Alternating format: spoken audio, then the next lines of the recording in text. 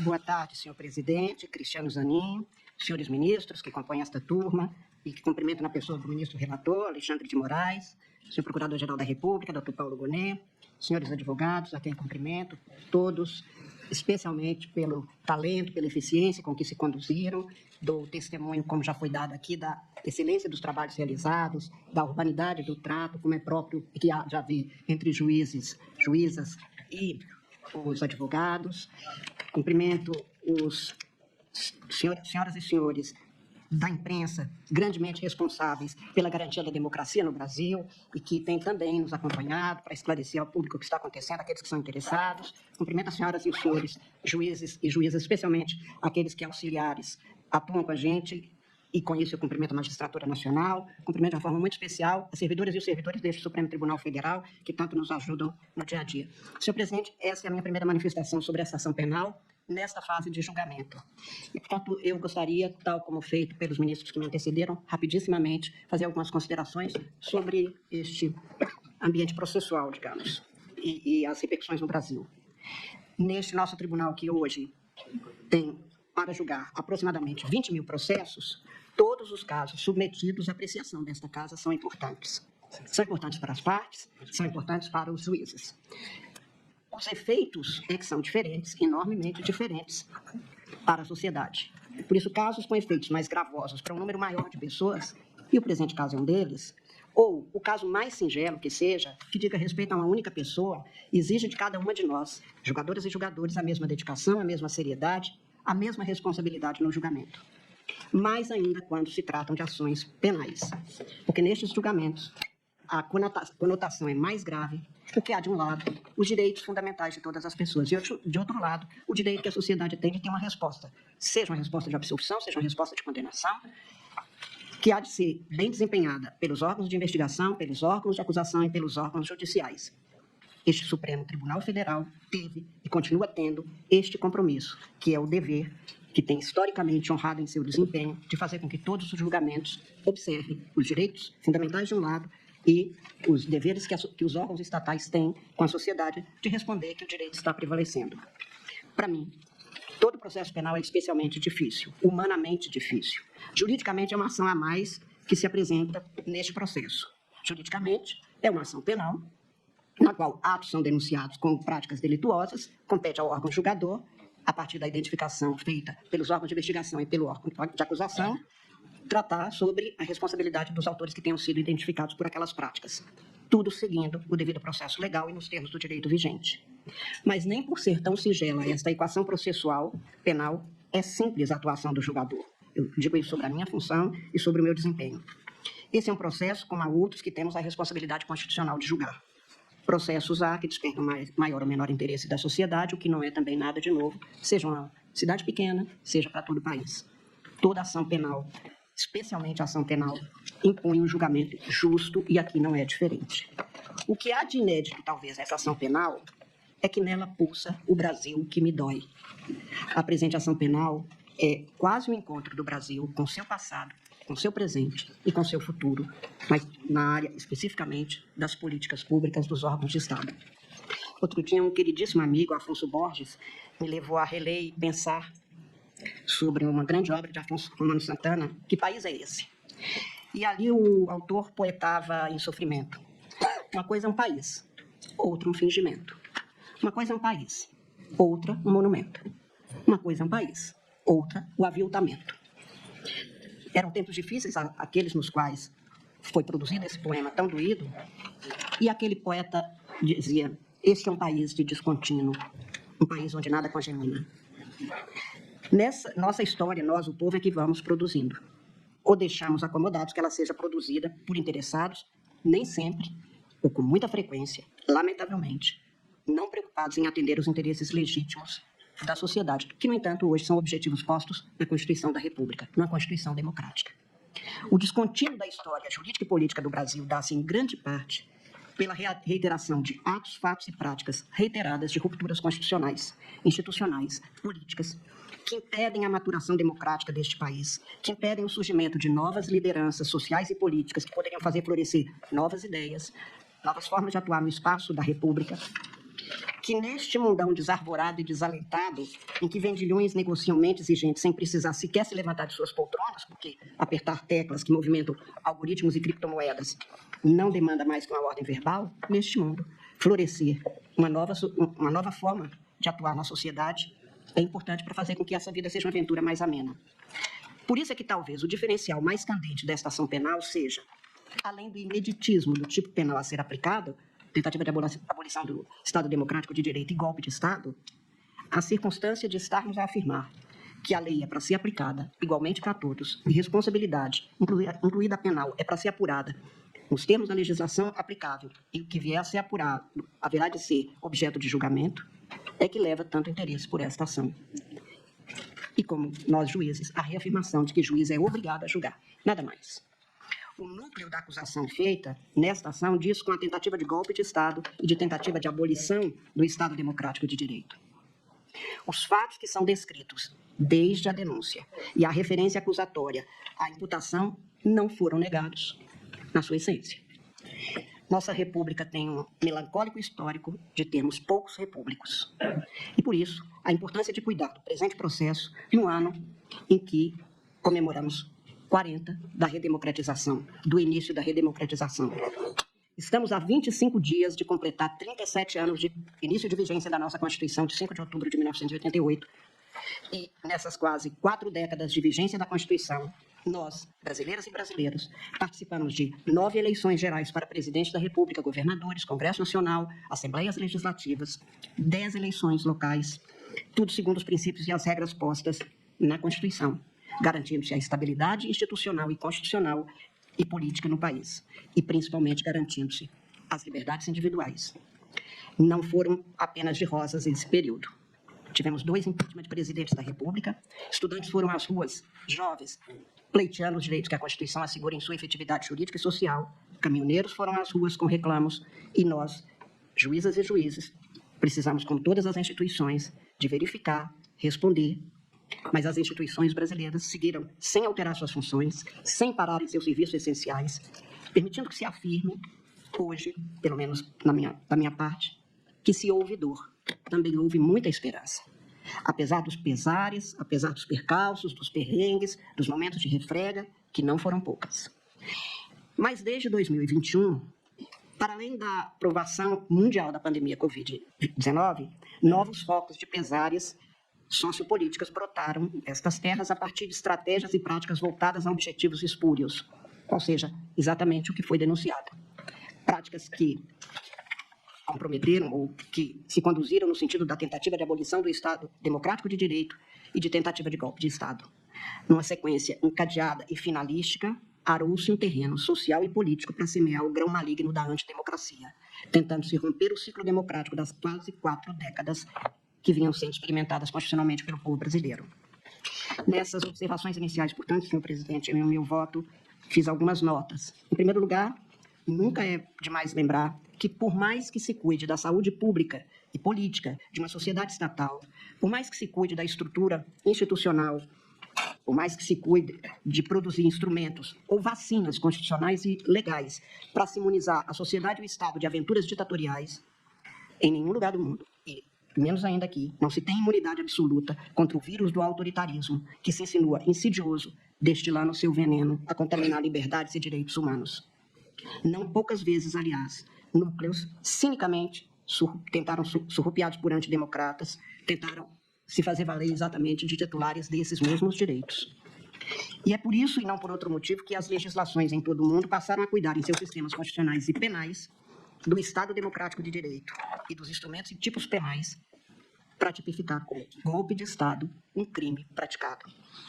Eu lembro, senhor presidente, senhores ministros, que de 1851 a 1870, ou seja, quase 170 anos atrás, um dos maiores escritores do Ocidente, Victor Hugo, que foi um ferrenho oposicionista ao golpe de Estado de Napoleão III, escreveu, exilado que estava, um livro que se chama História de um Crime. O crime é o golpe de Estado. E nesta obra há uma passagem que, vou me permitir ler rapidissimamente, um diálogo de alguém da Armada que oferece a uma pessoa, uma autoridade, apresenta algumas propostas. Eu vou fazer uma tradução livre, até porque o texto é rapidíssimo, é breve. a gente apresenta a ele um documento, um decreto, entre aspas, porque está no livro que é, e ele diz, mas isso que você me propõe é um golpe de Estado. O outro diz, você acredita nisso? Ele diz, sem dúvida. Nós somos a minoria e seríamos a maioria. Nós somos uma porção da Assembleia e agiríamos como se fôssemos a Assembleia inteira. Nós que condenamos a usurpação seríamos os usurpadores. Nós, os defensores da Constituição, afrontaríamos a Constituição. Nós, os homens da lei, violaríamos a lei. Um golpe de Estado. O outro responde, sim, mas um golpe de Estado para o bem. Ele diz, o mal feito para o bem continua sendo mal. Diz, mesmo quando ele tem sucesso, ele diz, principalmente quando ele tem sucesso. Por quê? Porque então ele se torna um exemplo e vai se repetir. O outro ainda redargue, mas a razão de Estado existe. Ele diz, não, o que existe é a lei, é o Estado de Direito. Ministra Carmen, Vossa Excelência concede um ponto? Todos, Olha que eu sou literal em relação a esse ponto. todos desde rápidos, porque também nós mulheres ficamos 2000 anos caladas, nós queremos ter o direito de falar. A senhora Mas sabe. eu concedo, como sempre, está no regimento do Supremo, o debate faz parte dos julgamentos, tenho o maior gosto em ouvir, eu sou da prosa. Quem gosta Ministra de Carmen, eu silêncio não é. agradeço sua gentileza. E o ministro Gilmar aqui presente, nosso decano e meu professor, há pouco me perguntou, Flávio, teu voto foi tão curto. E eu disse, Gilmar, é porque eu uso uma técnica que chama banco de horas. Eu faço o voto curto para fazer muita parte. Então, Nossa, mas vai descontar tudo no meu, não? Não, ainda tem do Zanin. E eu prometo ser muito breve, porque a alusão... Do ministro Zanin é bom, é um bom voto para se cortar, porque aí não vai ter nem a aplicação da Lei Maria da Penha.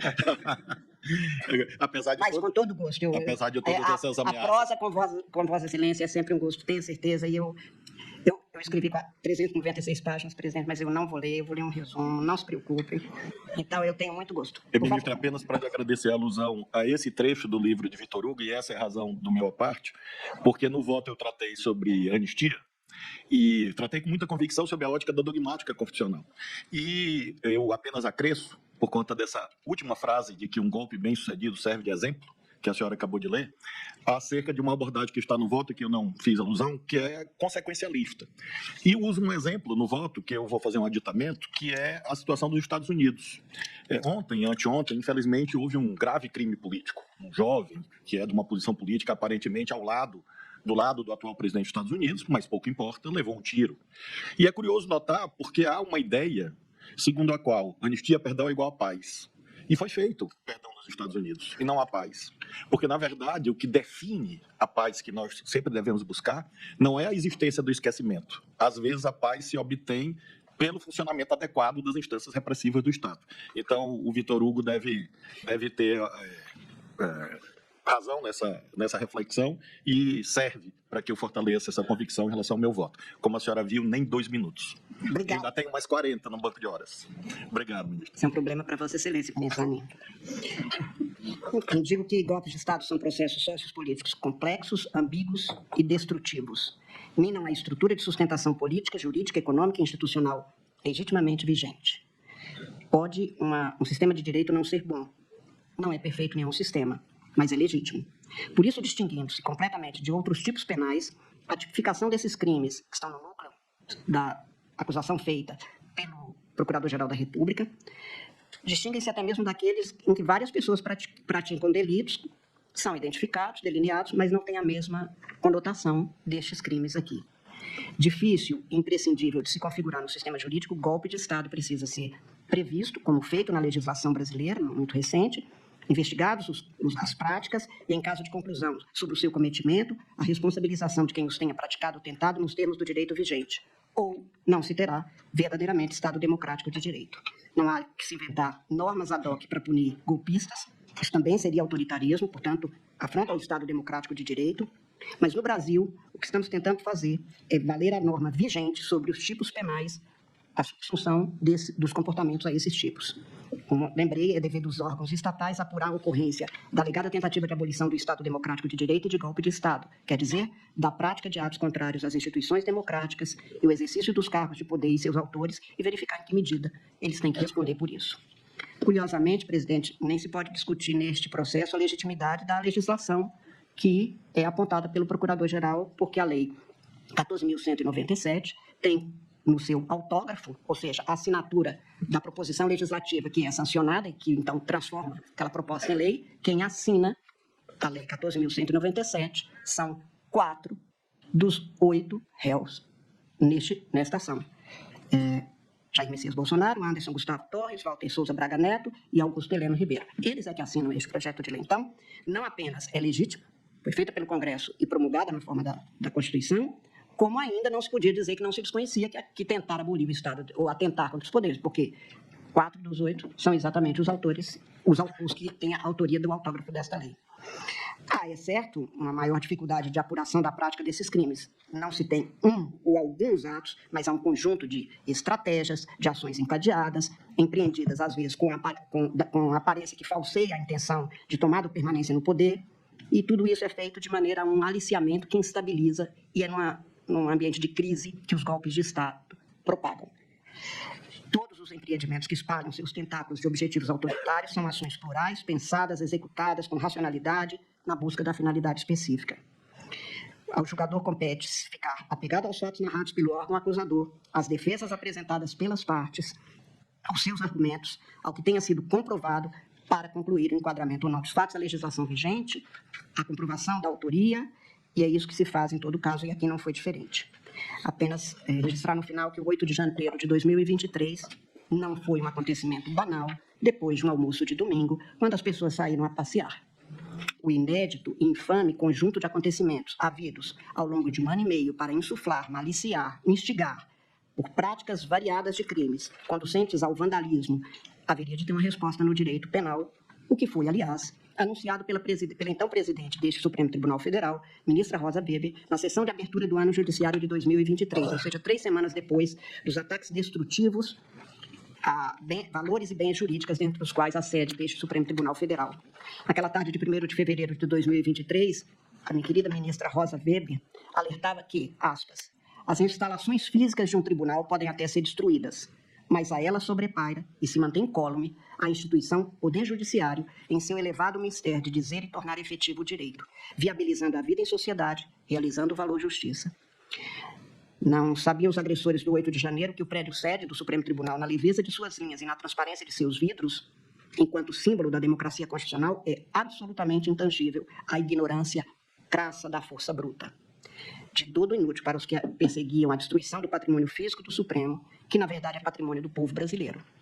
A inspiração que anima as estruturas concebidas pelo gênio de Niemeyer, assim como os valores que informam a atividade jurisdicional dessa casa, jamais serão atingidos ou subjugados pela barbárie, nem pela barbárie. Seus juízos se sentirão intimidados. É inútil, pois mesmo que desejassem destruir 1000 vezes este Supremo Tribunal Federal, subsistiria incólume o sentimento de reverência dessa casa pelo Estado Democrático de Direito. E 1001 vezes reconstruiríamos este prédio, como fizemos agora, sem interromper um só instante o exercício da jurisdição, graças à tenacidade dos que respeitam as instituições e amam a democracia. Mas ela então advertia: isso não desfigura a invasão criminosa, nem ameniza o ataque covarde, nunca antes perpetrado contra as instalações dessa Suprema Corte. E dizia: assevero, em nome do Supremo Tribunal Federal, que uma vez erguida da justiça clava forte sobre a violência cometida em 8 de janeiro, os que a conceberam, os que a praticaram, os que a insuflaram e os que a financiaram serão responsabilizados com rigor da lei nas diferentes esferas. Só assim se estará a reafirmar a ordem constitucional, sempre com observância ao devido processo legal, resguardados a todos os envolvidos as garantias do contraditório e da ampla defesa, como exige e prevê o direito penal de índole democrática. Fecho as aspas para dizer que 2 anos e meio, 2 anos e 8 meses depois daquelas práticas, seguindo os termos da legislação vigente, cumprindo o papel constitucional que nos é incumbido de guardar a Constituição e garantir nos termos do artigo 1º o Estado Democrático de Direito, essa ação penal tem um momento de julgamento daqueles que, nos termos do órgão acusador, com os argumentos amplamente postos pela defesa dos réus, estão na condição dos que teriam, em alguma parcela diferenciada, concebido, praticado atos, insuflado e cometido as condutas delituosas que culminaram naquelas terríveis práticas. A democracia brasileira não se abalou. Os prédios foram reconstruídos. A hora é de julgamento. O Estado democrático brasileiro se aperfeiçoa, porque o Brasil é um país e somente com a democracia um país vale a pena. Por isso, senhor presidente, eu passo as considerações, fundamentos e conclusão do meu voto. Como disse, está aqui o voto impresso, que eu não lerei de jeito nenhum, mas... Se tem voto eletrônico, não precisa de voto impresso. Mas eu gosto de papel. Eu gosto de papel. Gosto muito de escrever. Nós Gosto somos da de mesma caneta. época, ministra. Nós Muito dois obrigada. somos analógicos, embora a senhora seja mais jovem. Claro. Fosse o contrário. Quanto às preliminares, presidente, eu poderia até, de alguma forma, passar, e vou passar mais rapidamente, considerando que elas já foram, em grande parte, respondidas pelo ministro relator desde a primeira hora. Eu apenas queria anotar o que me chamou mais atenção ao redigir o voto. Quanto à suspeição e impedimentos, isso foi decidido pelo plenário, e, portanto, aqui não volto. Eu estou rejeitando a preliminar de parcialidade e suspeição, rigorosamente, nos termos do que foi votado pelo plenário e já, portanto, decidido. E é bom que se diga, o que a gente vota no plenário, em geral, pelo princípio da colegialidade, a gente aplica, se for o caso, ressalvando entendimento. Ao contrário, que não acontece. Pode-se levar de novo um tema ao plenário, e no plenário a gente pode, aí sim, reafirmar a posição pessoal, o entendimento, a compreensão pessoal. Não é o caso, este caso já foi decidido. Também se alegou defesas, que eu não voto a linha de cada um, quem fez a advertência, defesas sobre a competência deste Supremo Tribunal Federal e desta primeira turma para processar e julgar esta causa. Presidente, esta causa, como outras que vieram, entre esses 19 anos e meio de integrando este Supremo, este tema veio para nós desde 2007, quando houve o recebimento da denúncia no caso da ação penal 470. Eu sempre votei do mesmo jeito. Entendi que, pelas características e pelas pessoas que foram indicadas, umas se fazendo acompanhar de outras que tinham foro, eu sempre entendi que a competência era do Supremo Tribunal Federal. Então, não há nada de novo para mim em votar do mesmo jeito que sempre votei, como disse, mesmo com grandes temas dos advogados, com grandes argumentos. Me lembro que em 2012, por exemplo, o ministro Márcio Tomás Bastos chegou também à tribuna, junto com outros advogados, a sustentar a mesma tese, e não há o meu convencimento sobre isso, com base na legislação, que neste caso é interpretada de maneira diferente, com toda certeza. Eu mantenho o meu entendimento e estou aqui discorrendo sobre isso, inclusive com estes precedentes. Estou rejeitando quanto ao julgamento pela turma, que também já foi objeto de indagação. Um dos nobres advogados sustentou até da tribuna, ao sustentar da tribuna, dizia que este argumento já está vencido pelos precedentes, mas de toda sorte, apenas para ficar claro que houve mudanças de regimento. Essas nas mudanças regimentais sempre se asseverou as razões disso, cada um votou de acordo com a sua compreensão, e por isso mesmo eu mantenho o que o plenário também já decidiu na matéria, e principalmente com base nas normas regimentais. Eu acho que seria um casuísmo gravíssimo, e aí quebraria o princípio até da igualdade na aplicação do direito, que alguns fossem julgados não depois da mudança e da fixação das competências que nós já exercemos numerosíssimas vezes, e voltar atrás nessa matéria. Estou rejeitando a preliminar. Quanto a... Essa aqui não foi.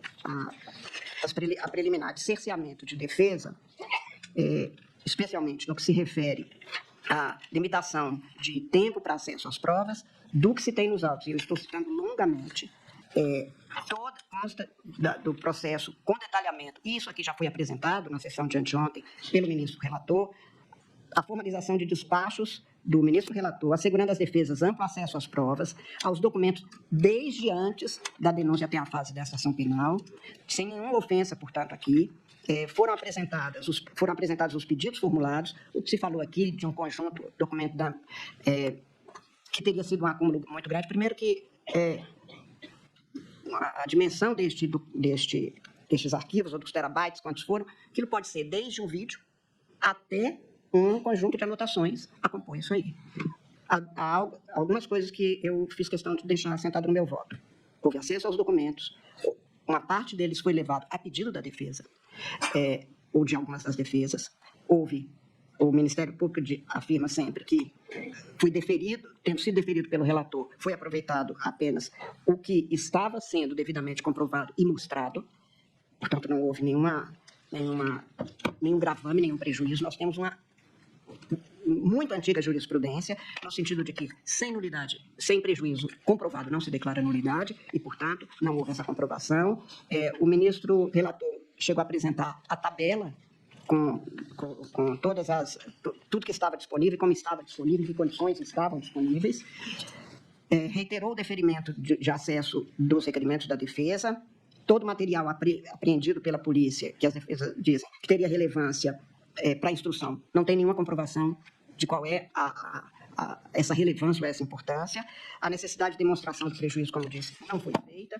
Enfim, de tudo que se tem apresentado não consta nem prejuízo, a partir de algum momento, em algum indeferimento ou alguma ausência de comprovação, o ministro relator, na sessão mesmo do voto, deixou patente isto, e eu estou, portanto, rejeitando esta preliminar, tanto de cerceamento de defesa, por limitação de tempo de acesso de informações sem organização, que é o documento DAN, e de prazo razoável. E aqui, presidente, eu queria fazer uma referência, que consta também no meu voto, que muito se fala, foi rápido demais esse julgamento.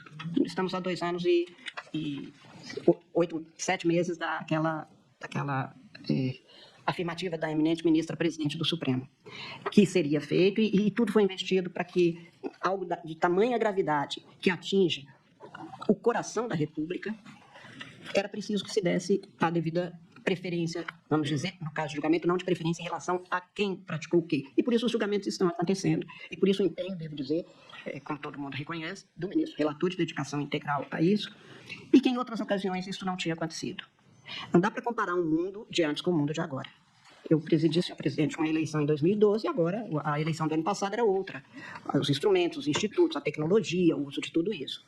Em tempos passados, nós tivemos aqui no Supremo 3 ou 4 salas só para ter os originais, os processos eram físicos, só para se terem todos os cadernos de um determinado processo. Foram 3 salas, pelo menos, em que esses processos ficavam. Os prazos tinham que ser, como era físico, consecutivo. Em um processo que tivesse 39 réus, o alongamento deste prazo era muito maior mesmo.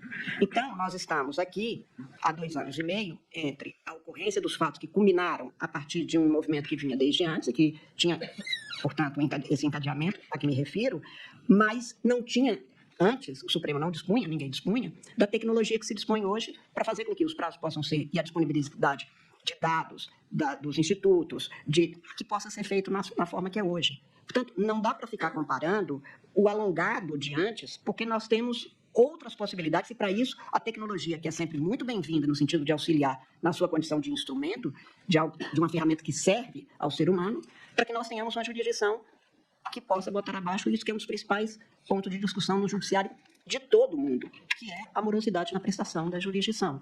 Muito mais naqueles casos que tem esta conotação. Então, só para dizer que, neste caso, essa alegação foi verificada, foi estudada, desde o primeiro voto nós voltamos a isso, mas no meu voto eu estou rejeitando a preliminar, porque não me parece que tenha havido, tanto que a excelência da defesa, e é inegável, recebemos os advogados em audiência, recebi memoriais com todos os ministros, todos muito bem feitos, todos muito estruturados, até o final mostrando item por item, até sexta-feira da semana passada, ainda recebendo advogados e que estavam cumprindo o seu papel e cumprindo excelentemente o seu papel. Se tivesse havido um cerceamento tão grande, nós não poderíamos ter todo o acervo que a gente tem, inclusive pela atuação tanto da Procuradoria-Geral da República quanto dos advogados. E por isso estou, como eu disse, rejeitando esta preliminar também. Quanto à alegação de cerceamento de defesa, também isso ficou comprovado por indeferimento de requerimentos de diligências, isso ficou comprovado, aliás, também é farta jurisprudência deste Supremo Tribunal Federal, no sentido de que o juiz verifica a pertinência dos pedidos e a necessidade de todas as provas, a não ser que se demonstre que realmente haveria algo que não foi examinado. Aqui não se tem. Sempre foi, em todos os casos, examinado todos os requerimentos, providências relacionadas, inclusive, a empresas, como foi mencionado aqui, de uma plataforma, por exemplo. A defesa formulou requerimento, foi mandada, teve a resposta, vem outro requerimento fora do prazo, e afirmando que seria provável que fosse, que era conhecida desde antes e não tinha sido pedida, e há a formalização do processo mesmo. Portanto, eu estou rejeitando também essa preliminar, não verifiquei nada que pudesse ser considerado atentatório ou à Constituição, ao princípio da ampla defesa, do devido processo legal, ou sequer a nossa súmula mesmo, que garante aos advogados, a súmula 14, que garante aos advogados o direito a ter acesso a tudo que está nos autos. E, neste caso, o indeferimento das diligências complementares só não foi deferida na segunda passagem, exatamente porque não havia o cumprimento das regras. Sobre a suspensão de processo, nós até já resolvemos isso em questão de ordem, o acórdão foi publicado, não houve recurso da parte, embora agora o advogado, cumprindo o seu papel, volta com o assunto. Mas já foi decidido em questão de ordem, foi publicado o acórdão e não houve recurso contra aquele julgado. Eu estou, portanto, também nesta passagem, neste ponto, rejeitando. Argue-se ainda a nulidade da colaboração premiada. Eu também estou rejeitando, presidente. E aqui, depois de examinar, não apenas naquele primeiro momento de recebimento de denúncia, em que ficou resguardado o direito de que voltaríamos a todo acesso, mas o nobre advogado, ou os nobres advogados do colaborador, foram definitivos, porque o dado principal do que se alegou foi que não teria havido voluntariedade.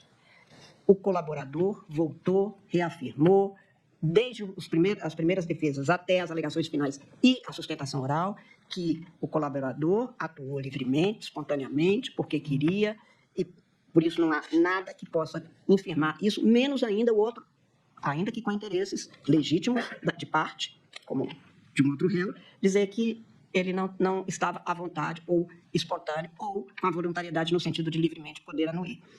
Fosse isso, ele teria tido todas as oportunidades em que esteve perante os julgadores, perante os órgãos de investigação, que estava sempre com seus advogados, estava sempre questionado sobre isso e reiterava a sua vontade de colaborar. Portanto, não consta dos autos, absolutamente não consta dos autos, que haveria algo a macular a colaboração premiada, no sentido de que não estaria presente a voluntariedade. Aliás, a última vez foi da tribuna, semana passada, em que ele disse que ele livremente, voluntariamente, quis fazer a colaboração. Também não vi nenhuma razão para se dizer que isso teria ficado demonstrado porque houve muitas idas e vindas e porque o que se teve e que a Procuradoria mesma afirma neste ponto é que foi chamado mais de uma vez e o ministro relator de novo voltou a este tema, no sentido de que todas as vezes que precisou de esclarecimento foi chamado e devidamente afirmado que ele queria e apresentou o que tinha. E não é possível se dizer, presidente, que uma pessoa que fez uma vida toda numa corporação sujeita a uma hierarquia, mencionar atos obviamente ilícitos, seus superiores não é tarefa fácil mesmo. É preciso que a gente veja tudo isso com a humanidade que é própria do que estamos fazendo, lidar com atos praticados por seres humanos com todos os seus limites, desde que isto não contamine aquilo que é o comportamento que se espere. E não vi aqui nenhum comportamento que não fosse demonstrativo de que o colaborador, espontaneamente, voluntariamente, atuou, e o que ele disse, do que ele disse, que é apenas um meio de prova, e do que ele disse, retiraram umas tantas e quantas linhas de investigação e depois alicerces da acusação perfeitamente coerentes com o que a legislação prevê. Portanto, estou rejeitando esta preliminar. Alegação também como preliminar, de nulidade do processo por participação, pelo indeferimento de participação nos interrogatórios, voltei a todos os documentos e estou transcrevendo, presidente. Acho que é muito diferente do alegado, pelas defesas, o ministro deferiu a participação nas audiências de instrução na forma pedida, como ouvinte, estava expresso, pelo menos como ouvinte, e foi deferido desse jeito. Então, não há muito o que se dizer.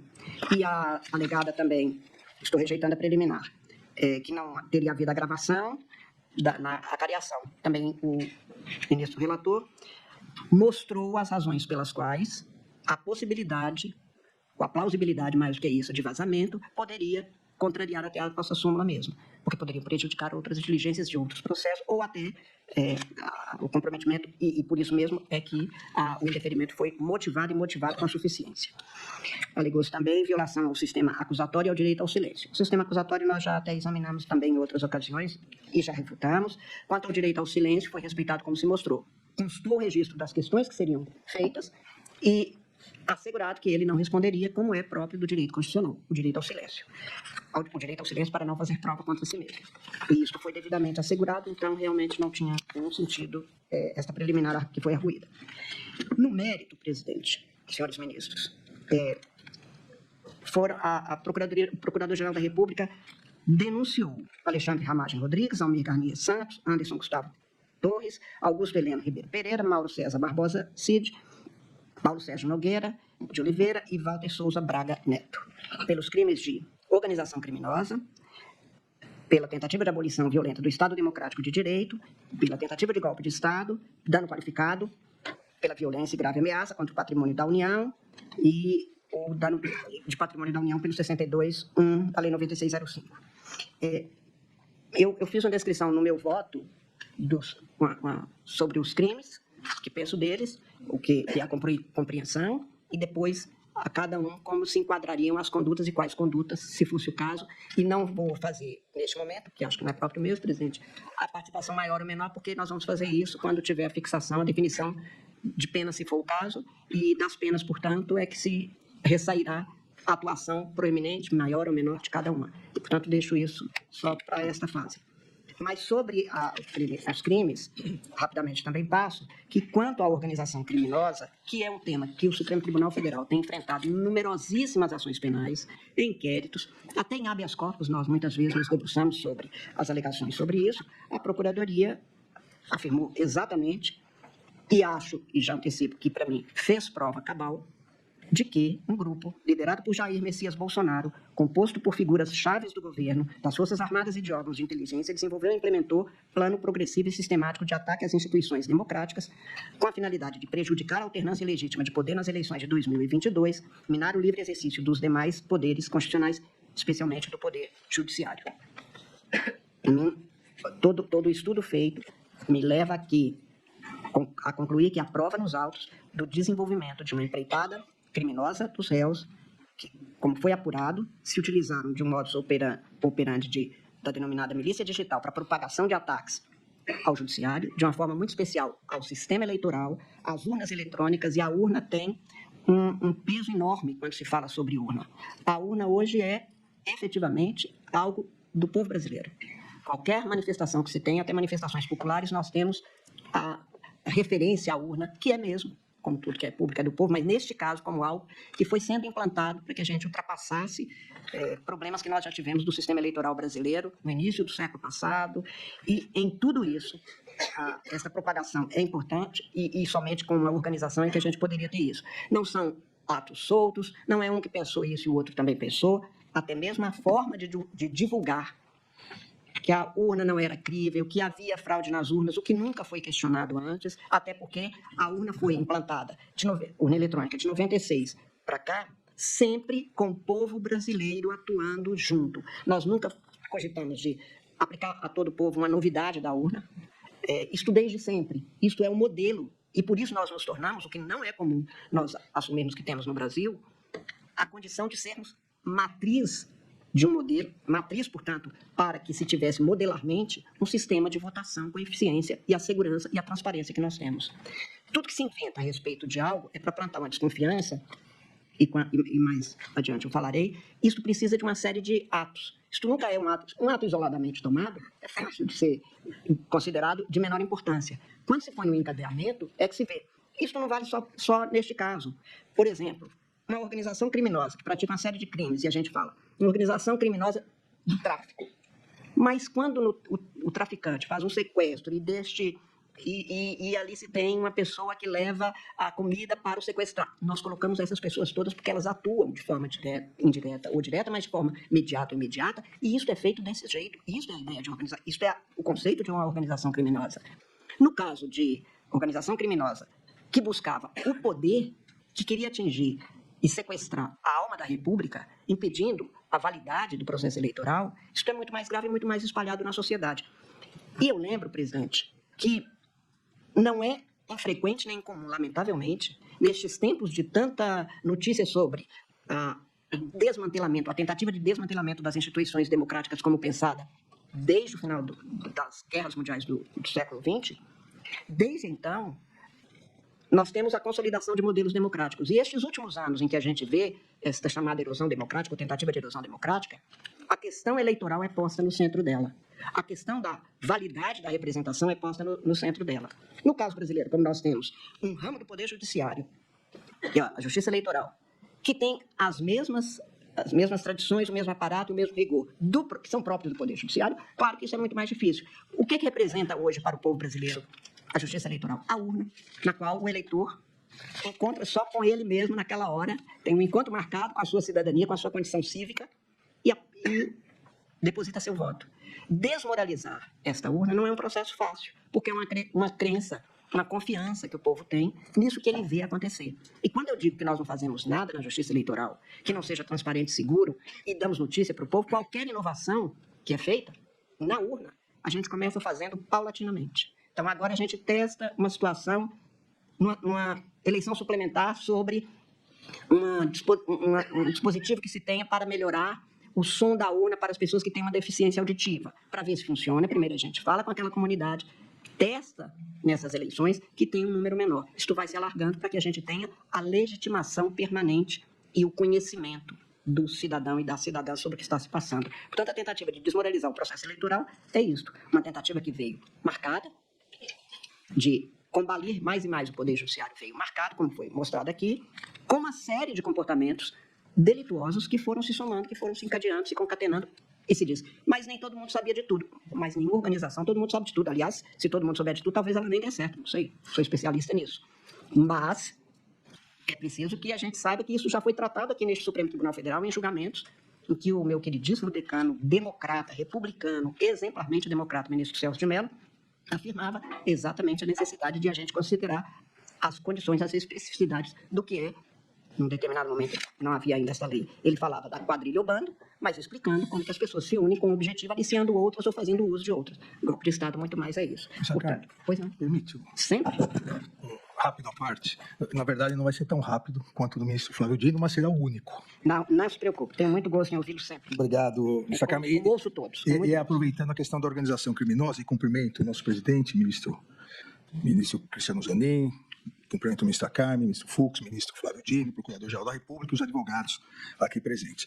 Ministro Carmen, essa questão da organização criminosa que Vossa Excelência tão bem ressaltou, e cujo entendimento já vem desde o julgamento do Mensalão, era outro tipo penal, mas a organização criminosa nada mais é do que uma sofisticação do que existia na legislação. E ministra Carmen, é muito importante nós deixarmos muito claro, e principalmente, os autos isso já está muito claro, mas principalmente para a sociedade, é que, como eu disse no primeiro julgamento, lá em 2023, que não foi um domingo no parque, como Vossa Excelência agora fala novamente. O ministro Gilmar, nosso decano, cumprimento Vossa Excelência também, que repete sempre isso, não foi um domingo no parque, não foi um passeio na Disney, foi uma tentativa de golpe de Estado, não foi combustão espontânea, não foram baderneiros descoordenados que, ao som do flautista, todos fizeram fila e destruíram a sede dos três poderes. Foi uma organização criminosa. Uma organização criminosa e, obviamente, se nós pegarmos, ministro Flávio, um fato isolado, a reunião dos kids pretos, que, na verdade, foi num salão de festas fechado. Mas a reunião dos kids pretos, eles não podem se reunir? Ora, a questão é o desencadeamento de tudo. É por isso que, desde a utilização dos órgãos públicos, que eu demonstrei no meu item 1, e houve toda, e Vossa Excelência agora bem colocou, houve toda uma organização e uma utilização de GSI, ABIN, Ministério da Justiça, com a utilização da PF e da PRF, obviamente de parte dessas pessoas, Ministério da Defesa, a questão das urnas. Diga, ministro, e eu tenho certeza que Vossa Excelência também, que nós não estamos aqui julgando instituições. Exatamente. Nenhuma. Até porque, em qualquer local que haja presença humana, pode haver um ou outro desvio. Não estamos, até porque, neste caso, o Ministério da Justiça foi o primeiro ministério criado no Estado brasileiro e é de uma enorme importância, e o fato de alguém lá, no uso desta função, que já foi ocupado por Vossa Excelência, pelo ministro Flávio Dino, não se andarem bem como se exige, não significa que o Ministério da Justiça ele pode ser considerado até vítima, como o Brasil já foi, como a Petrobras já foi. Não pode ser considerado de jeito nenhum, como se nós estivéssemos falando. Vale o mesmo para as Forças Armadas, vale o mesmo para a Polícia Federal, para a Polícia Rodoviária Federal. São pessoas que se organizam fora e até se valendo destes cargos nessas instituições. Apenas, e para a Presidência da República, a mesma coisa. E talvez por isso é que o Ministério Público, o Procurador-Geral da República, identificou núcleos. Exato.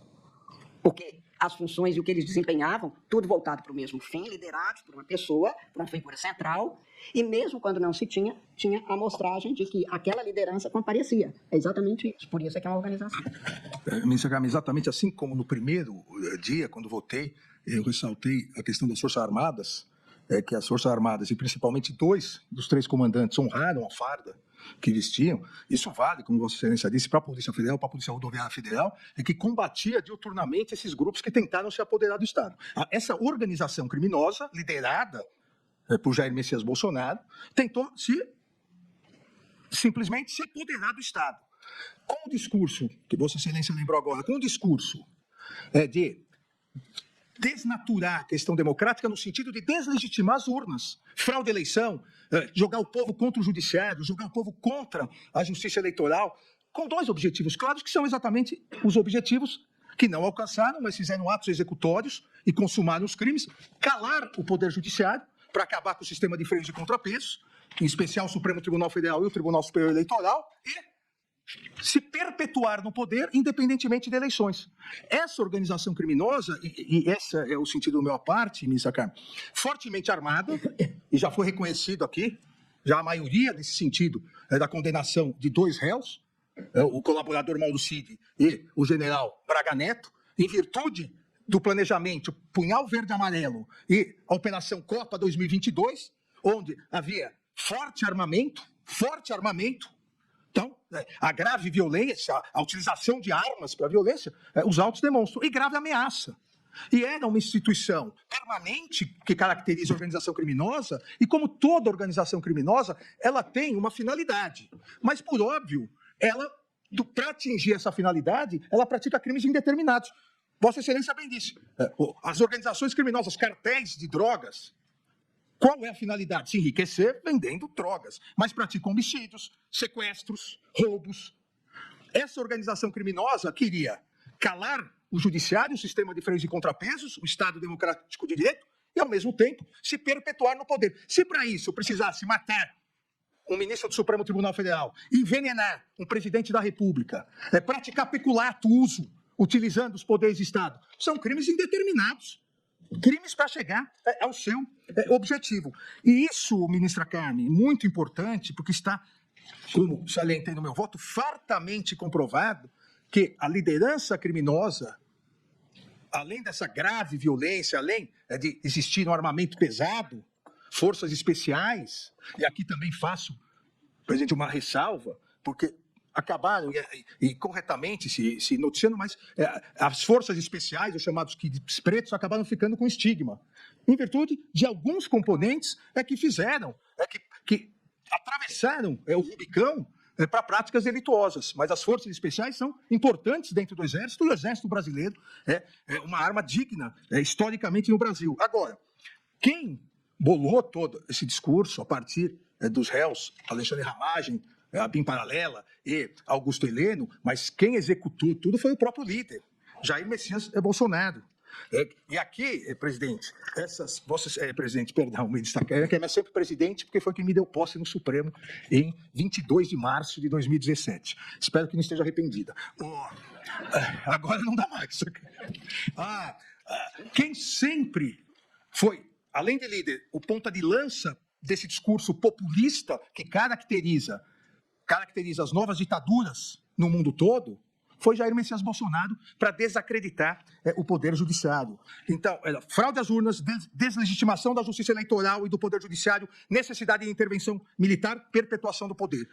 Colegas, desde meados de junho de 2021 até 8 de janeiro, o discurso é o mesmo. Não há como, presidente Zanin, negar o liame, o nexo causal, lá atrás, de junho de 21 até janeiro de 2023. E, presidente, como uma imagem vale mais do que 1000 palavras, eu vou demonstrar como sempre o que foi tratado pelos órgãos públicos, os órgãos públicos e a organização criminosa, vamos deslegitimar a justiça eleitoral, as urnas, para acabar com o Poder Judiciário, intervenção militar, Bolsonaro no poder sempre.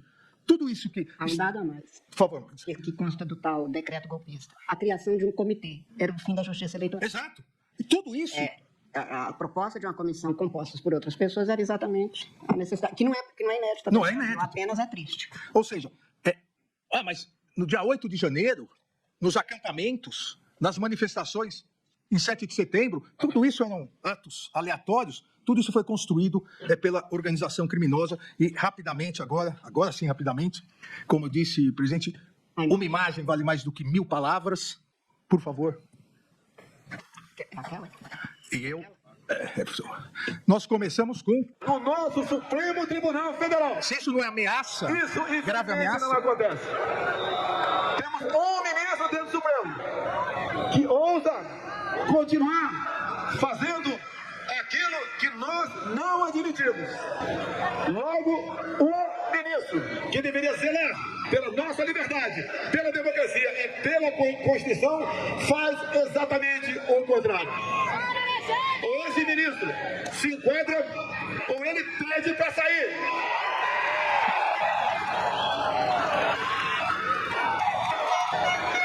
Não se pode admitir que uma pessoa apenas, um homem apenas, turve a nossa democracia e ameace a nossa liberdade.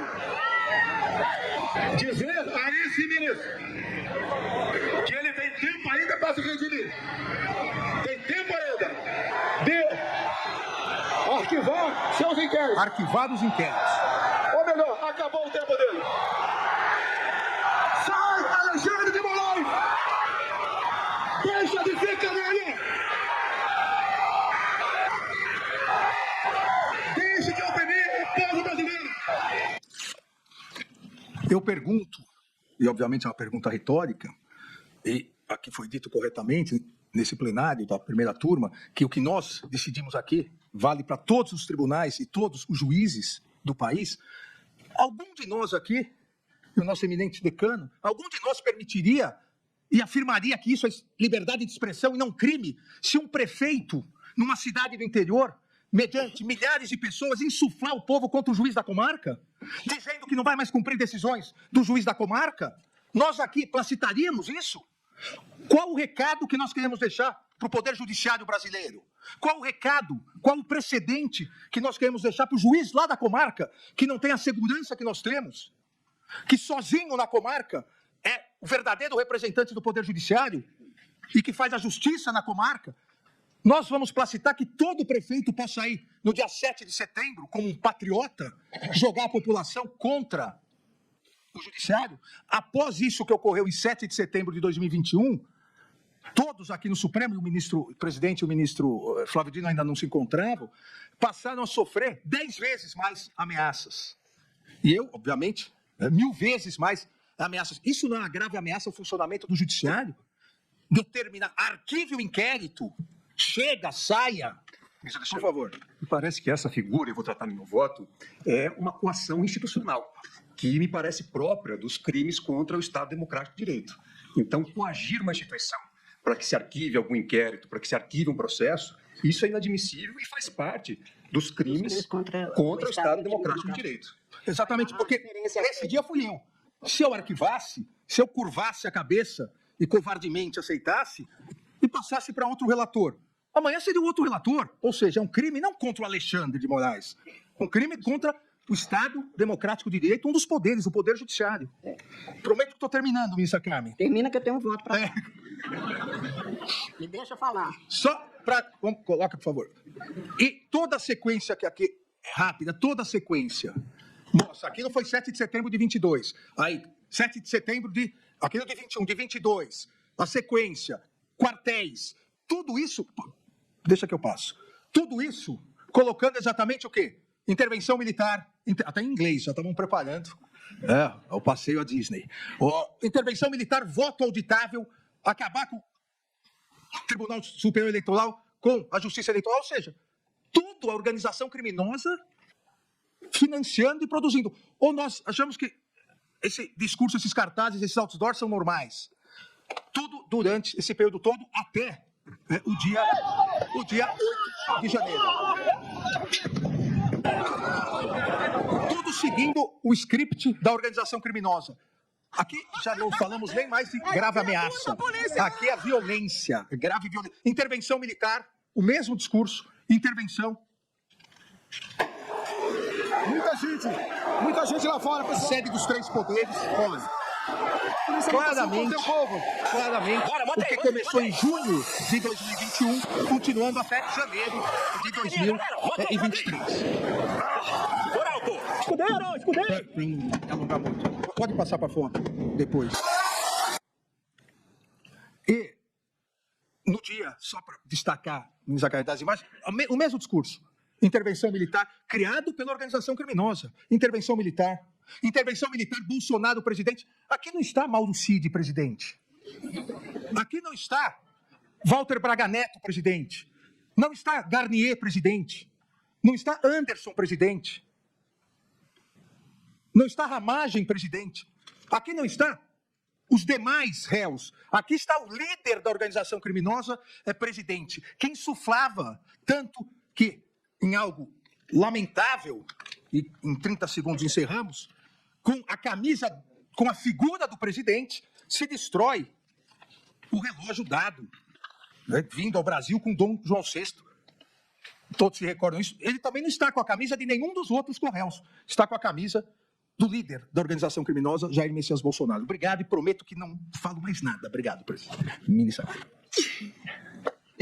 Sem problema, eu vou até pegar daqui para dizer que a professora, essa grande historiadora brasileira, que eu já citei em várias ocasiões, a professora Luísa Starling, ela escreve que a máquina do golpe, examinando 64, ela afirma, aspas, golpes eclodem numa dinâmica de crise de que se beneficiam seus protagonistas, capazes de entender que estão diante de uma circunstância institucional com potencial disruptivo, da qual é possível se aproveitar para apossar-se legalmente do controle político, em benefício de seus interesses particulares ou dos grupos envolvidos na ação.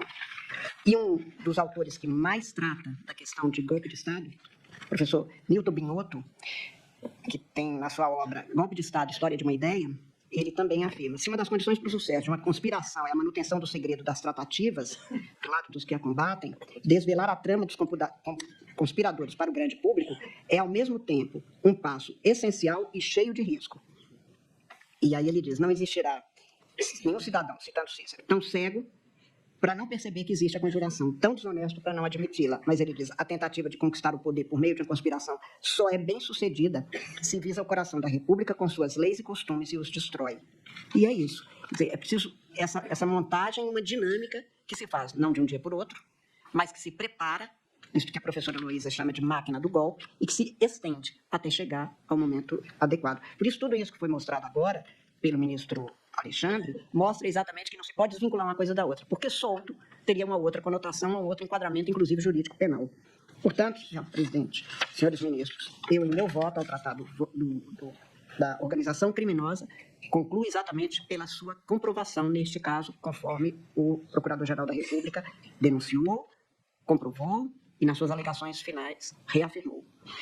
Do crime de abolição violenta do Estado Democrático de Direito e de golpe, eu trato também, neste caso, porque me parece que ocorreram, não me parece que seja caso de consunção, foi muito afirmado nos documentos, especialmente das defesas, que estávamos diante de uma situação que não havia violência. Aliás, eu nem preciso repetir muita coisa, porque as imagens agora reapresentadas, nós já tínhamos visto desde as sessões de recebimento da denúncia, deixam estampado, escancarado, que quando se chamam os kits pretos, quando se chamam caminhoneiros para virem e, portanto, apresentar essa equação, quando se lida com e aliás na operação Punhal Verde e Amarelo também, tudo isso junto é de enorme violência. É de violência praticada, é de violência institucional, é de violência política, e no caso do Poder Judiciário e do Poder Judiciário eleitoral especificamente, a violência é muito maior, a violência praticada contra os integrantes do que se teve, do que se comprovou aqui, em numerosíssimas vezes. Os crimes tipificados, ao meu ver, portanto, não se juntam. Quer dizer, essa ideia de uma construção é que se pratica um crime de maior potencial ou de uma prática que pode se estender e se valer do outro, chamado crime meio, que ali se teria a prática de um crime. Não é isso, nós temos duas figuras, dois tipos penais, que podem até, num determinado caso, levar a essa circunstância, não como necessariamente sendo uma confusão destes dois crimes, que, havendo um ou outro, necessariamente seria engolfado pelo primeiro. Não é isso que me parece que se tenha. A doutrina nos leva exatamente a esta compreensão, a interpretação dos fatos comprovados, vinculados ao que é a previsão legal, tentativa de abolir o Estado Democrático de Direito, tentativa de golpe de Estado, deixa patente que é um crime tentado, como aqui já se disse também. É óbvio que é tentado, porque se fosse exaurido, não seríamos nós que estaríamos aqui hoje a julgar, longe disso. Nós teríamos, então, nesta circunstância, aquele que dá um golpe de Estado e que consegue chegar ao poder é herói, não é golpista. É exatamente esta circunstância de dizer que é um crime de empreendimento. É um crime que se consuma, e aí a demonstração que era necessária é exatamente no sentido de que houve todo um conjunto de práticas para levar a ele, que culminaram com o que nós vimos. Em muitas oportunidades que foram demonstradas neste caso, nós tivemos prática de crimes, os atos são pensados, planejados e executados para uma radicalização social e política que adensa um ambiente de instabilidade política. Volto ao que ensina a professora Heloísa. Este ambiente de crise é propício, é quase necessário para que se tenha um golpe de Estado em condições de manter aquele que chega ao poder ilegitimamente a se sustentar. E aqui essa ideia é uma ideia um pouco do Maquiavel, que chegar ao poder é fácil, se manter nele é que é difícil. E é por isso mesmo que o golpe de Estado hoje se faz, inclusive por aqueles que estão no poder, ao contrário do que se diz que não seria dado. Não, nós temos inúmeros exemplos na história dessa circunstância. Essas crises são muitas vezes fabricadas, pelo menos no seu início, depois as pessoas passam a realmente a desacreditar. Tenho repetido com frequência que plantar a desconfiança, especialmente a desconfiança nos espaços da política estatal, eu digo, é muito, muito mais fácil e fecunda com mais rapidez do que plantar a confiança. Semear a confiança depende de uma construção diuturna. Semear a desconfiança é simples.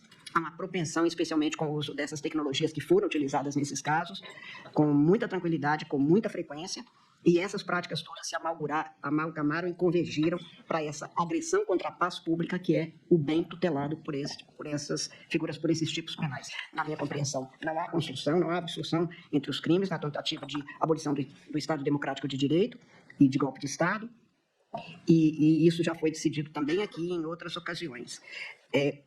Portanto, para mim, a tentativa de golpe, não sendo o meio necessário, ou etapa para a abolição, precisava da comprovação de que tentou-se realmente contra os poderes. Dá exemplo agora, a demonstração de 2021, quando se começou a buscar discursos e instigar e insuflar contra o Poder Judiciário, vice especial ao Poder Judiciário Eleitoral, contra os integrantes do Poder Judiciário Eleitoral, levaram à condição de facilmente depois dizer que era preciso haver uma substituição, ou abaixo o Supremo, fora a Justiça Eleitoral, que culmina, então, na proposta de intervir, a palavra é uma intervenção no Tribunal Superior Eleitoral na tal minuta. Então, por tudo isso, o panorama fático e normativo está devidamente demonstrado. Eu acho que, neste caso, está comprovada a violência e a grave ameaça. A prova produzida durante a instrução processual, além das provas documentais, para mim, comprovam essa materialidade, facilitada de que, como destacou a acusação, a organização documentou quase todas as fases da empreitada. A operação que é menos citada é a Operação 142, que era difundir que as Forças Armadas tinham a tutela do Brasil. O Brasil seria uma democracia tutelada. Isso, aliás, ministro Alexandre, me lembra uma circunstância, e brevemente fazer a referência, aqui em 1893, quando um presidente renuncia e vem outro, a Constituição de 1891 também tinha um artigo 14, que foi incluído pelo Rui Barbosa, que depois ele teve que explicar, não, isso aqui nós não estamos querendo nenhuma instituição tutelando, todo mundo se submetendo ao direito. A mesma circunstância foi agora repetida a um super historiador brasileiro, Carlos Fico, que narra isso e que parece que a gente está vendo de novo a mesma situação de se aproveitar de um artigo da Constituição para dizer, e para a sorte do Brasil, como ficou demonstrado, tanto o Batista Júnior, principalmente, e o Freire Gomes afirmaram a posição das suas forças, disseram que não aconteceria, dele sai da sala durante a reunião ao apresentar a minuta de golpe e, portanto, tivemos instituições que asseguraram essas circunstâncias. Por isso que eu digo, nenhuma ação penal é contra a instituição. Esta aqui é o contrário.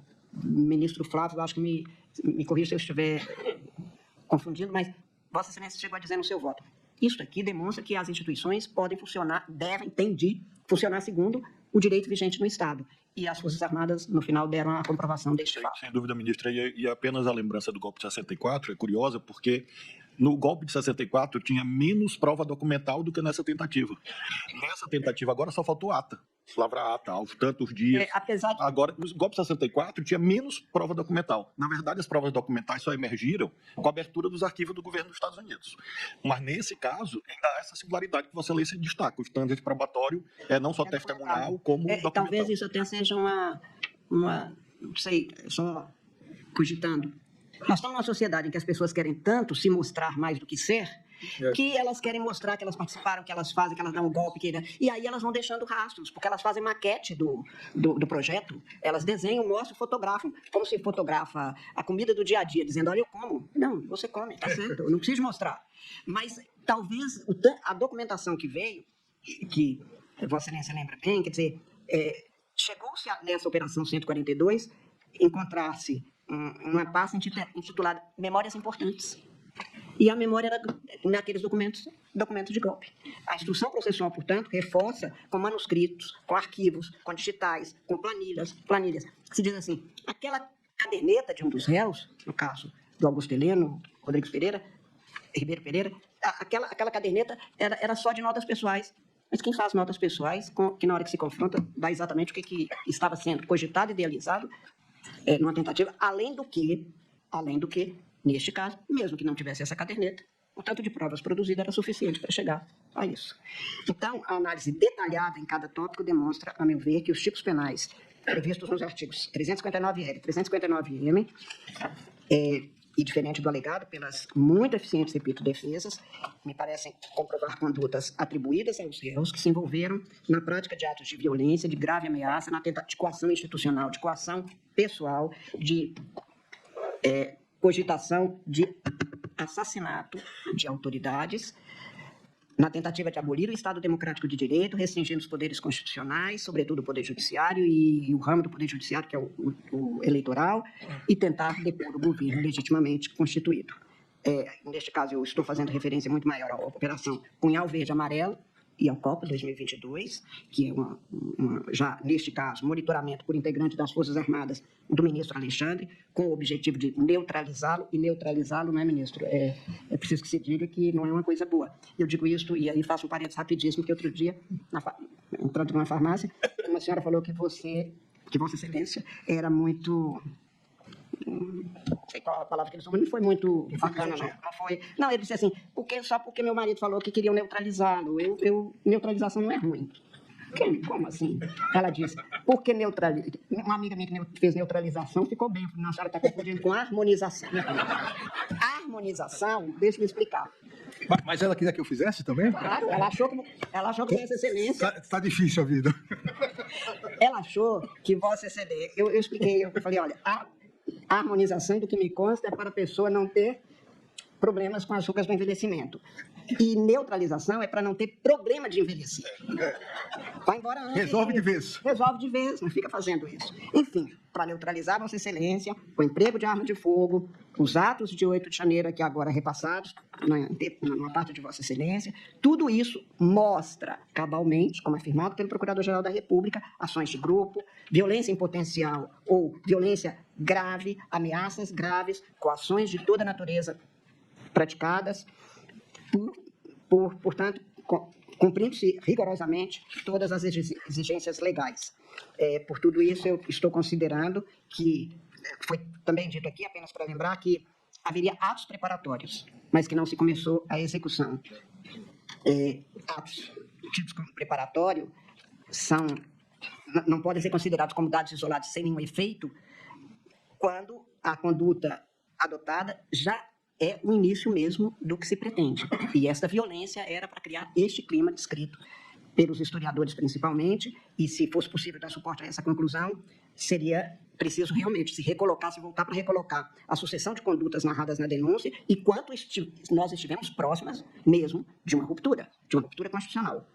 Para mim, a prova da presença de conluio entre essas pessoas, conluio no sentido de uma organização que se integra com os objetivos, e disso há uma farta prova produzida com a liderança do Jair Messias Bolsonaro.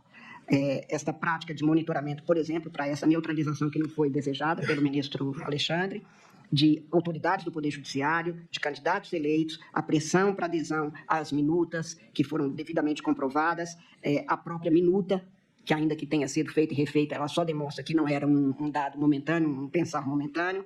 Por tudo isso, eu considero que se caracteriza, em face do que foi comprovado nos autos, a prática desses crimes. Como também, aí acho que não preciso passar muito tempo, a dizer dos crimes de dano qualificado e deterioração do patrimônio tombado, porque as imagens foram suficientes para mostrar e tudo que nós passamos naquele período. E na parte do meu voto, presidente, eu prometi a Vossa Excelência que seria 1 hora, mas eu vou passar, porque vai ficar tudo devidamente registrado, como eu disse, no voto alongado, e porque não altera muito a circunstância de não fazer a leitura integral e tão alongada do voto. Quanto a Mauro César Barbosa Cid, que chegou a dizer que foi um mero espectador, que, por exemplo, na live ele era, em algumas ocasiões ele estava no ambiente, mas não estava presente, está comprovada a participação, aliás, é admitida em várias passagens da própria colaboração.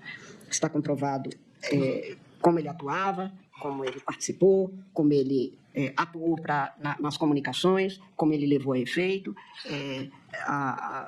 recebia os documentos, repassava os documentos, garantia que se mantivesse o ânimo de todos os integrantes, os que poderiam participar, estava em sintonia permanente com os discursos, as estratégias adotadas pelos outros integrantes da organização criminosa, Jair Messias Bolsonaro, Augusto Heleno, no contexto do envolvimento na linha da própria organização criminosa, comprova-se a atuação dele na produção de prova que serviu de base a uma falsa investigação sobre as eleições. Portanto, tenho para mim que a participação efetiva do colaborador como um ator que também pratica os crimes não ficou restrita nem ao ataque às urnas eletrônicas, que nessas aí há comprovação documentada, mas tenho para mim que o colaborador atuou, e não como mero espectador, mas atuou realmente praticando atos criminosos. A afirmação, portanto, não se sustenta diante do conjunto probatório.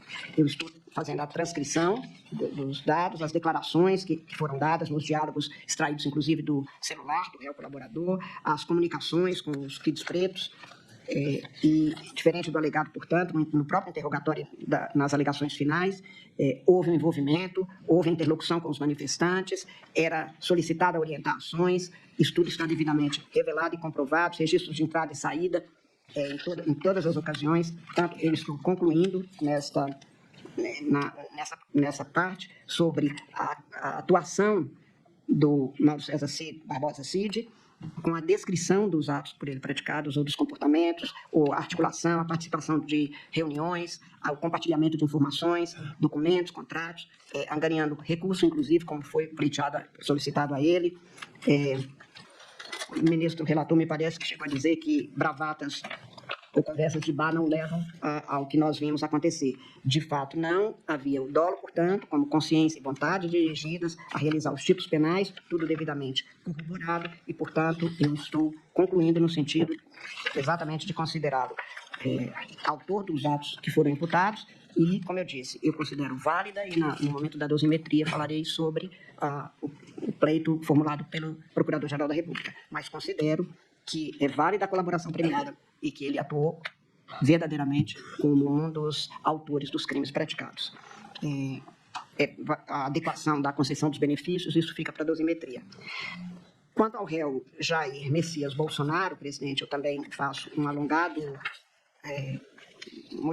motivação de tudo que foi computado, mas eu tenho por comprovado pela Procuradoria-Geral da República que Jair Messias Bolsonaro praticou os crimes que são imputados a ele na condição de líder da organização criminosa. O procurador alegou que teria estruturado na propagação de desinformação sobre o sistema eleitoral e ataques aos poderes constituídos e seus representantes, a instrumentalização de instituições de Estado, a cooptação de comandos militares para a instituição das providências antidemocráticas de intervenção, planejamento de atos de neutralização violenta de agentes públicos, instigação das manifestações, e o que mais se alega para tentar desfazer o que foi acusado é que não há formalmente assinatura, até onde a gente tem de algum conhecimento da história, realmente.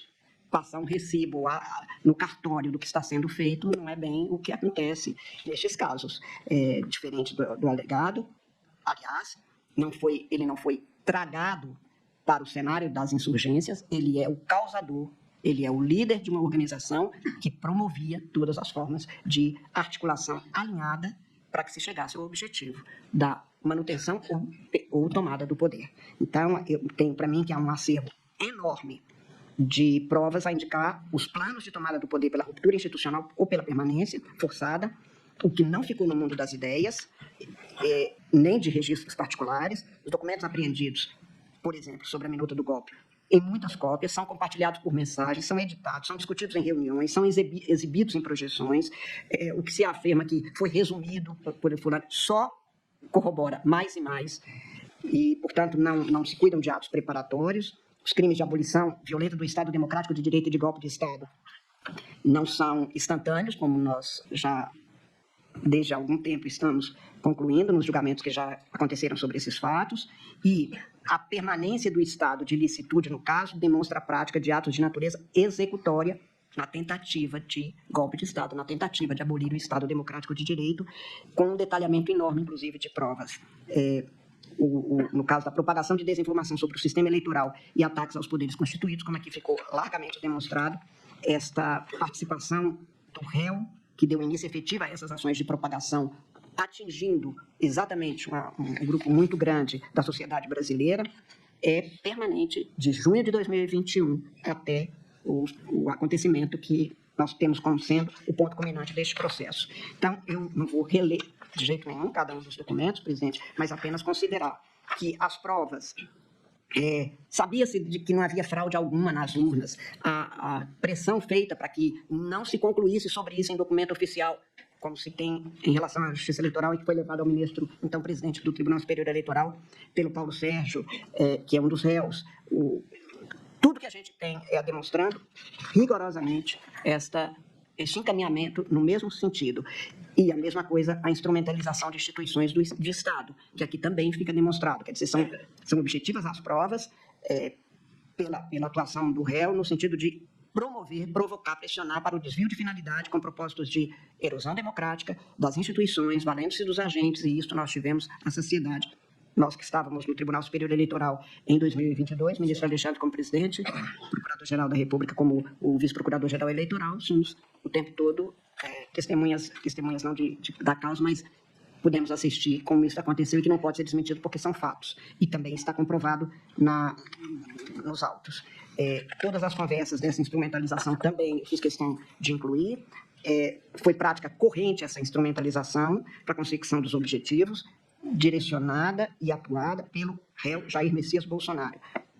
Portanto, para mim, este item também demonstra mais e mais essa prática. Houve cooptação de comandos militares para a instituição de medidas antidemocráticas, também ficou, acho, devidamente demonstrado. Enfim, tenho para mim que, no caso específico da liderança, isto fica muitas vezes demonstrado, inclusive nos depoimentos das testemunhas, ao dizer que foram chamados, por que saía, por que isso fica devidamente demonstrado.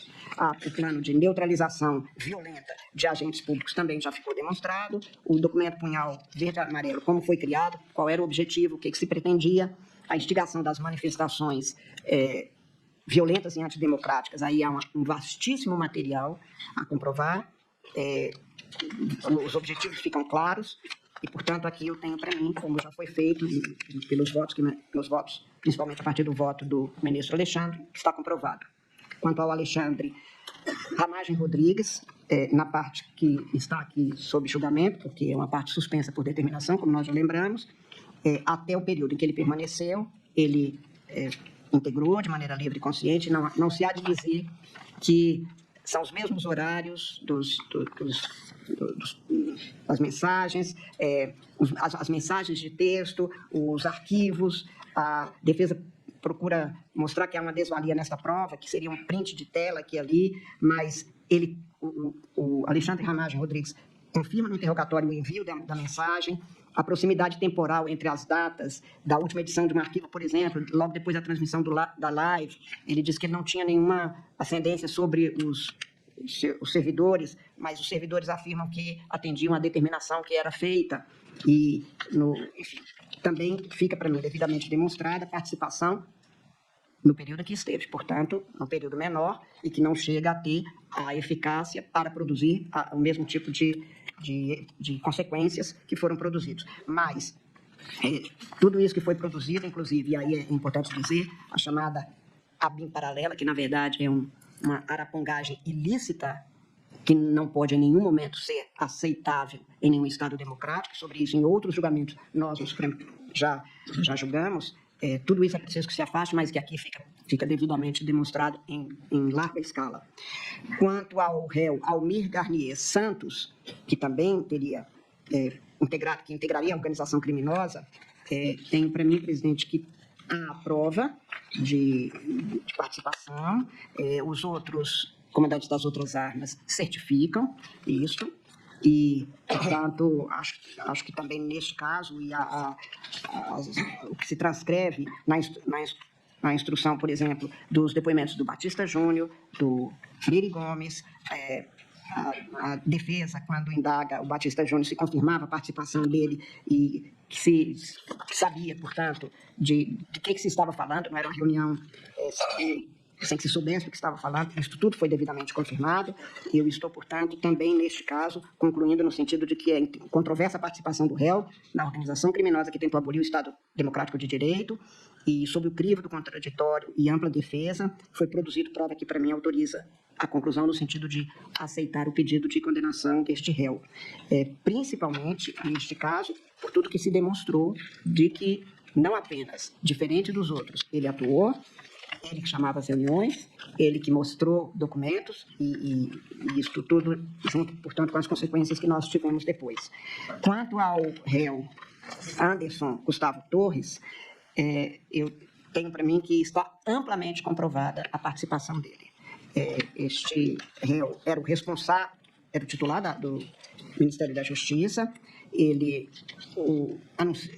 participou de lives com o presidente. A defesa afirma que ele ficava mais calado, que limitava-se a ler trechos da Polícia Federal, que a participação dele, que é imputado a ele, que seriam recomendações que ele lia, e no caso da Polícia Rodoviária Federal, que ele não teria determinado nada. Isso tudo é o contrário do que se prova, e aí, neste caso, com uma comprovação muito nítida, muito direta. A circunstância também de se dizer que ele teria viajado, e a circunstância dessa viagem, são, ao contrário do que alega a defesa, com todo primor, com todo gosto, mas o que se tem é exatamente o contrário, a comprovação de que a viagem e as férias começariam no dia 9, ele se ausentou do país na antevéspera, do que seria o início desse período. Realmente, o ataque às urnas que ele fez, eu acho que, no caso dele, está intensamente demonstrado que nem a viagem o retira do cenário, sequer de 8 de janeiro, como todas as reuniões antes e tudo que foi apresentado e a atuação da Polícia Rodoviária Federal, que é comprovada, de que nós temos notícia desde sempre, notícia de fato que estava acontecendo em determinados momentos, leva a que ele considere, no final, que ele tinha ciência dos relatórios, que ele determinava uma série de providências da Marília Alencar, que é em outro processo, em outra ação, os contatos, as reuniões que ele manteve no Ministério da Justiça não eram comuns, não são situações, portanto, rotineiras, e enfim, eu tenho para mim que, como ministro da Justiça, atuou ativamente, como eu disse, não tem nada a ver com o Ministério da Justiça, tem a ver com uma atuação específica. Quanto ao réu, presidente, aqui puro para não... Augusto Heleno Ribeiro Pereira, ele participou desde sempre, integrando a organização criminosa, no sentido que o procurador-geral denuncia, auxiliou diretamente na construção, no direcionamento das mensagens, atuou não apenas na formulação de ideias, mas nós temos a presença nas reuniões opinando, as afirmativas dele quase que direcionando e também se pondo de acordo com o que estava acontecendo e motivando. Foi muito dito, especialmente em alegações finais e da tribuna, que ele teria se afastado depois do Jair Messias Bolsonaro. Fica provada aqui a ida dele, dia 17 de dezembro, à presidência da República, chamada exatamente quando estava numa solenidade de formatura do seu neto, em que pessoas que são tão distantes não são chamadas ao Palácio à noite, numa situação como aquela, demonstrar que nem era tão afastado assim, nem estava. E, aliás, fica também claro que, mesmo se tivesse havido a não presença em reuniões numa determinada etapa já mais final do governo, ele mesmo afirma que ele não tinha se afastado, que ele poderia ir ao gabinete a hora que ele quisesse. Então, a presença dele e as falas dele e a demonstração do que se teve com os documentos, incluída a tal caderneta, tudo isso demonstra a participação e a presença de Augusto Heleno Ribeiro Pereira em todo o processo. mesmo se dá com Paulo Sérgio Nogueira, que atuou, e aí foi muito enfatizada a situação de ele, não apenas como ministro da Defesa, ter atuado, mas tem a participação na parte da Justiça Eleitoral, em que ele teria que apresentar o relatório. Foi dito que ele até antecipou, que ele não atrasou. Não. Aí o presidente do Tribunal Superior Eleitoral exigiu que fosse apresentado de imediato e se tem a comprovação de que, perguntado se ele teria de alguma forma sofrido alguma pressão, ele disse que não, porque no final do tal relatório ele diz que poderia haver, que não se comprovou naquela experiência, naqueles exames, mas que ainda poderia haver. E principalmente houve a nota do dia seguinte. E, de novo, coloca em discussão, ou deixa em aberto a possibilidade de haver fraude no processo eleitoral, enfim, o mesmo encaminhamento no sentido da desqualificação, da descrença no processo eleitoral e nas urnas. E Walter Souza Braga Neto, presidente, atuou amplamente, e está comprovado também. Atuou desde sempre, atuou se reunindo com os kits pretos, atuou passava mensagem dizendo, passa o meu telefone por um local mais seguro e tal. Atuou não apenas na presença, mas na fomentação de violência e de coação contra outros, até mesmo contra o Freire Gomes. Atuou no sentido, o tempo todo, de fazer com que aqueles que estavam na frente dos quartéis se mantivessem, que não podia dizer alguma coisa, mas que aconteceria alguma coisa ainda, e com isso se mantinha exatamente a mesma situação de não esvaziamento total e de não retorno, como se fosse um fato, um dado acabado. E tudo isso demonstra, portanto, de uma forma muito direta, e neste caso, com uma amplitude muito grande das reuniões, não há como acreditar em nada diferente do que não fosse uma participação muito efetiva, muito direta em todos os atos da organização criminosa. Presidente, eu estou juntando tudo isso que é o meu voto no sistema e estou julgando procedente a pretensão, portanto, da Procuradoria-Geral do Estado, ou seja, o pedido, e considerando procedente para condenar Alexandre Ramagem Rodrigues pelas práticas dos crimes de organização criminosa armada, tentativa de abolição violenta do Estado Democrático de Direito, Almir Garnier Santos pelas práticas dos crimes previstos também, organização criminosa, tentativa de abolição do Estado Democrático de Direito, tentativa de golpe de Estado, dano qualificado e deterioração do patrimônio, e, como disse, a participação menor, a participação mais afastada, eu estou deixando para a dosimetria. Anderson Gustavo Torres, pela prática dos crimes também, de organização criminosa, tentativa de abolição violenta do Estado Democrático de Direito, tentativa de golpe de Estado e dano. Augusto Heleno Ribeiro Pereira, pela prática dos crimes de organização criminosa armada, tentativa de abolição violenta do Estado Democrático de Direito, tentativa de golpe de Estado, dano, inclusive qualificado com a deterioração do patrimônio. Mauro César Barbosa Cid, pela prática desses crimes, organização criminosa, tentativa de abolição violenta do Estado Democrático de Direito, tentativa de golpe de Estado e dano. Jair Messias Bolsonaro, pela prática desses crimes, liderar organização criminosa, esta é a acusação feita, este é o diferencial de ser o líder da organização. Tentativa de abolição violenta do Estado Democrático de Direito, tentativa de golpe do Estado e dano, e Paulo Sérgio Nogueira de Oliveira, pela prática desses mesmos crimes, e Walter Souza Braga Neto, pela prática dos crimes, organização criminosa armada, tentativa de abolição violenta do Estado Democrático de Direito, tentativa de golpe de Estado, dano qualificado e deterioração do patrimônio. Eu voto, senhor presidente, e apenas para terminar, eu acho que o Brasil só vale a pena porque nós estamos conseguindo ainda manter o Estado Democrático de Direito e todos nós, com as nossas compreensões diferentes, estamos resguardando isso e só isso, o direito que o Brasil impõe, que nós, como julgadores, façamos valer. Muito obrigada, presidente.